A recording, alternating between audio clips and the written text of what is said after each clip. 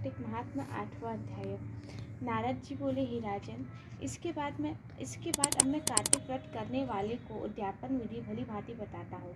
उसे तुम विधान सहित संक्षेप में सुनो। व्रत पूर्ण होने का जो फल है उसे पाने और विष्णु भगवान की प्रसन्नता के लिए कार्तिक शुक्ल चतुर्दशी के दिन व्रत का उत्पादन करें। तुलसी के ऊपर तोरण युक्त 4 द्वार का फूल और चवड़ों से शोभित सुंदर मंडप बनावे। उसके चारों द्वारों पर मृतिका के बने पुण्यशील, सुशील, जय और विजय इन चारों विष्णु के द्वारपालों की पूजा करें। तुलसी के समीप चारों ओर रंगों से भली भांति शोभा युक्त अच्छे प्रकार से अलंकृत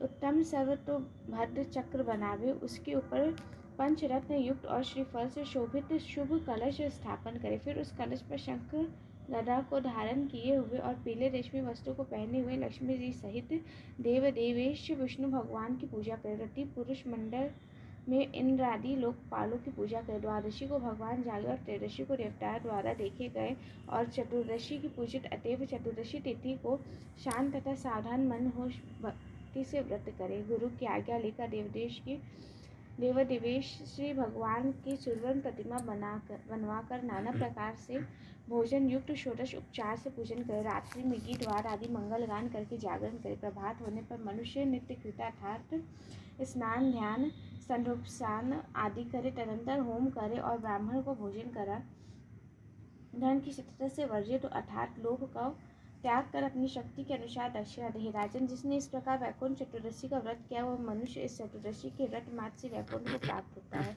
वैकुंठ चतुर्दशी का महात्म्य सैकड़ों वर्ष में देवता और शेषनाग भी कहने में समर्थ नहीं है। जो मनुष्य भगवान के जागरण में शक्ति से गान करते हैं वे सैकड़ों जन्म के उत्पन्न पाप समूह से मुक्त हो जाते हैं। नारायण के आंगन में जो विष्णु के निमित्त गान और नृत्य आदि करता हुआ और कौतुक को दिखाता हुआ रात्रि में जो जागरण करता और विष्णु के चरित्रों का पाठ करता हुआ वैष्णवों को प्रसन्न करता है उसके विष्णु भगवान सालोक्य मुक्ति देते हैं। जो मुख से बाजा बजाता और स्वच्छलाभ अर्थात वृथा बकवास को त्याग देता है। इन भावों से जो प्राणी हरि का जागरण करते दिन दिन उसका पुण्य कोटि तीर्थ यात्रा के समान कहा गया। पूर्णमासी को पत्नी सहित उत्तम 30 ब्राह्मणों को अथवा एक को अपनी शक्ति के अनुसार न्योता देवे, क्योंकि विष्णु वर देकर मत्स्य रूप हुए थे। सो इसमें दिया और होम किया हुआ तथा जप किया हुआ अक्षय फलदायक होता है। इसी से व्रती उन ब्राह्मणों को खीर आदि अन्न का भोजन करावे और अस्तोरेवा इत्यादि दो ऋचाओं से तिल और खीर का हवन करे। देवदेव जो विष्णु हैं उनके तथा देवताओं के पृथक यथाशक्ति दक्षिणा दे और उनको प्रणाम करे। तदंतर फिर पुरुष भगवान की पूजा करके देवताओं तथा तुलसी और कपिला गौ का पूजन करे। पश्चात व्रत का उपदेश करने वाले गुरु की पत्नी सहित वस्त्र आभूषण आदि से पूजन करके उन ब्राह्मणों से क्षमापान करावे। प्रार्थना का मंत्र, तुम्हारे प्रसाद से देवताओं के स्वामी भगवान मेरे ऊपर प्रसन्न हो और इस व्रत से 7 जन्म के किए हुए मेरे पाप नाश को प्राप्त हो और मेरी पूजा से हमारे मनोरथ सदा सफल हो। देहांत के समय में अति दुर्लभ वैष्णव स्थान प्राप्त करूं। इस प्रकार उस ब्राह्मण से क्षमापान करा के और प्रसन्न करके उनका विसर्जन कर व्रती उस पूजा को गौ समेत गुरु के नाम दान करे। तब भक्तिमान पुरुष मित्रों समेत आप भोजन करें। कार्तिक के अथवा माघ की इस प्रकार विधि कही गई है। जो मनुष्य इस प्रकार कार्तिक का व्रत भली भांति करता है वो पाप रहित और सब कामनाओं से मुक्त हो विष्णु के समीप प्राप्त होता है। संपूर्ण व्रत और संपूर्ण तीर्थ एवं सब प्रकार के दानों से जो फल प्राप्त होता है उसके कोटि गुण फल इस व्रत के विधान से प्राप्त होता है। वे धन्य है और वो सदा पूज्य है तथा उसका जन्म सफल है। जो विष्णु भक्ति में रत होकर कार्तिक मास का व्रत करते हैं देह में स्थित पाप उस भय के व्रत से कंपायमान होते हैं और कहते हैं कि यह मनुष्य तो कार्तिक व्रत करने वाला मनुष्य हो गया है, तो अब हम कहाँ जाएं। इस प्रकार कार्तिक व्रत के नियमों का जो भक्ति से श्रवण करते हैं और वैष्णवों के आगे कहते हुए सब पापों के नाश करने वाले फल को प्राप्त करते हैं। इस प्रकार कार्तिक महात्म्य 8वां अध्याय संपूर्ण है। ओम नमो भगवते वासुदेवाय नमः। नवा अध्याय। पृथु बोले, हे महाराज, जो आपने कार्तिक का व्रत विस्तार सहित कहा, उसमें आपने जो तुलसी के मूल में विष्णु पूजन का वर्णन किया, वह मैं तुलसी का महात्म्य जानना चाहता हूँ। तुलसी देव भगवान की अति प्रिय कैसे हुई? हे नारद, यह तुलसी कैसे और कौन से स्थान से उत्पन्न हुई? आप सर्वज्ञ हो, अतएव यह सब संक्षेप मुझे बतलाइए। नारद जी बोले, एक समय सब देवताओं से युक्त और अप्सरागण द्वारा सेवित इंद्र शिवजी के दर्शन के लिए कैलाश पर्वत को गए। इंद्र ने शिवजी के स्थान में जाकर भयंकर कर्म वाले एवं दांतों और आंखों से भयानक एक पुरुष देखा। इंद्र ने उससे पूछा, रे तू कौन है? जगत के ईश्वर शिवजी कहाँ गए? हे राजन, ऐसा बारंबार पूछने पर जब वह कुछ न बोला, तब इंद्र क्रोध होकर बोले, जो मेरे पूछने पर भी तूने उत्तर नहीं दिया, इससे मैं तुझे वज्र से मारता हूँ। हे दुर्बुद्धे, तेरा रक्षक कौन है? ऐसा कहकर इंद्र ने वज्र से उसे मारा। वज्र के लगने से उस पुरुष के कंठ में नीलता हो गई और वह वज्र भस्म हो गया, और रुद्र भगवान अपने तेज से जलाते हुए प्रकट हुए।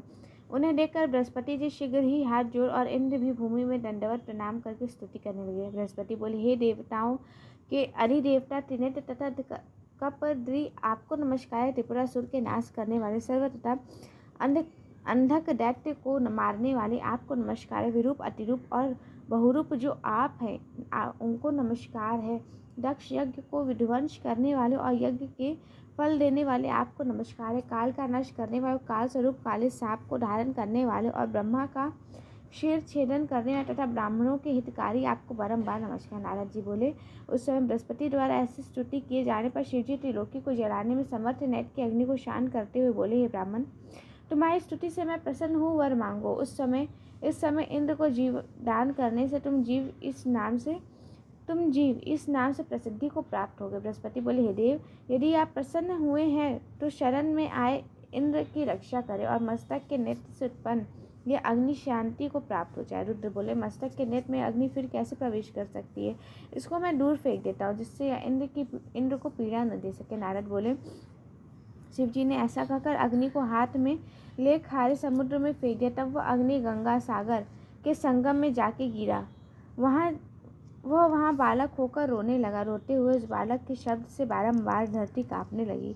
उसने अपने रुदन से स्वर्ग से सत्य लोक प्रयत्न के लोक बहिरे कर दिए। रोने का शब्द सुनकर यह क्या है, ऐसा विस्मित हो ब्रह्मा जी वहाँ पहुँचे। आते ही समुद्र की गोदी में उस बालक को देख ब्रह्मा जी बोले, यह अद्भुत बालक कौन है? यह ब्रह्मा जी का वचन सुनकर समुद्र बोले, और ब्रह्मा को आते देख समुद्र ने हाथ जोड़ और प्रणाम कर उस बालक को उनकी गोदी में बैठा दिया और कहा कि गंगा सागर के संगम में उत्पन्न ये मेरा पुत्र है। हे जगत के गुरु, इसके जात कर्म आदि संस्कार कीजिए। नारद जी बोले, समुद्र ऐसा कह रहे थे कि समुद्र के पुत्र उस बालक ने ब्रह्मा की डाली पकड़ ली और बारंबार हिलाने लगा। डाली पकड़ के हिलाने से ब्रह्मा के नेत्रों से जल बह चला, अर्थात अशुपात हो गया। बड़ी कठिनाई से उन्होंने जब डाली छुड़ा पाई, तब ब्रह्मा समुद्र से बोले, इसने हमारे नेत्र से जल निकाला है, इससे यह जलंधर इस नाम से प्रसिद्ध होगा। अभी भी यह तरुण और सब शास्त्रों से अर्थ का पारगमी होगा और रुद्र के बिना सब जीवों से अबद्ध होगा और रुद्र के बिना इसे कोई न मार सकेगा।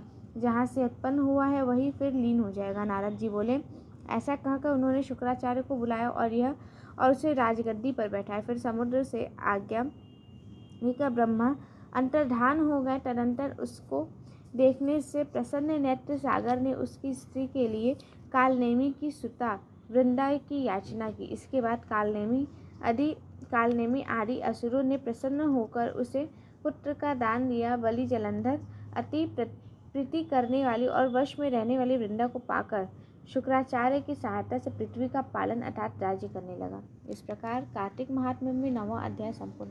ओम नमो भगवते वासुदेवाय।